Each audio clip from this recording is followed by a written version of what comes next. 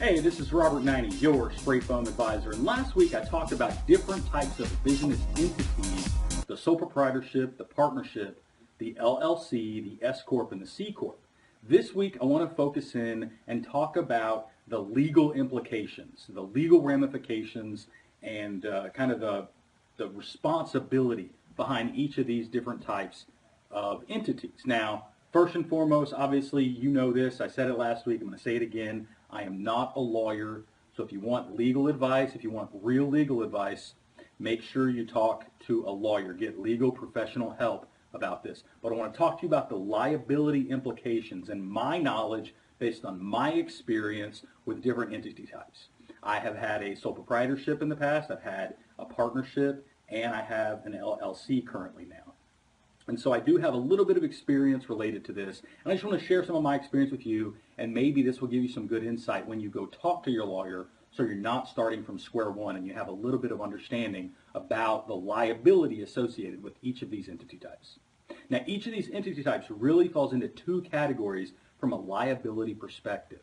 Now, the sole proprietorship and partnership generally they fall into the same type of category where you are personally responsible. You are personally liable for the actions, the activities, and anything associated with your company, with your organization. It falls back on you as the owner. And there is no protection from the liability. If your company did it, it's as if you did it. If your company in a sole proprietorship or a partnership, a general partnership, owns a piece of property and someone gets hurt on that property, then you, the company, is liable, and you personally are liable for that injury. Now, there is a little bit of a difference when you start looking at limited liability partnerships, where in a limited liability partnership, the general partner or the managing partner is the liable entity, and the limited partners have no personal liability beyond the investment they have in the organization. So, an example for, say, a general partnership or a sole proprietorship, if you have a building and someone, a piece of property, and someone falls, they slip, they get hurt, they can sue your company, and in turn, they can sue you. That lawsuit will include you, it will include your company, and they can come after your personal assets for an injury that occurs on your business property if it's held in a sole proprietorship or a partnership.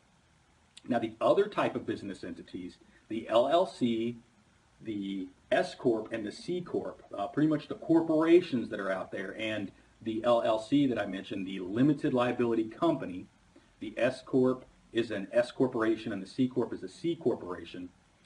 These entities all provide the owners of the company with liability protection.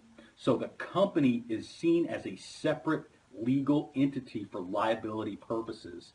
And if, for example, if you own a piece of property in the same situation, you own a piece of property in one of these legal entities that has liability protection, somebody slips and falls and gets hurt, they can only sue the company. They can only go after the company assets and what the company owns from a liability standpoint. You as the owner are not legally liable for what happens on site in the organization on a day-to-day process, on a day-to-day basis. Now, this is a very general statement. Of course, if you commit fraud, you're liable for your personal actions inside of that entity. But I'm talking about from an entity standpoint, you are not liable. There is a protection provided by a legal protection from a liability standpoint by owning a company in an LLC, an S-corp, or a C-corp. As I mentioned, once again, I'm not a lawyer. If you need this type of information, if this is important to you, which I think it is, I think it's important for you as an organization, I think it's important for you as a business owner. If you are working with people who are on job sites on a regular basis and one of them get injured, your company is going to be liable for that injury.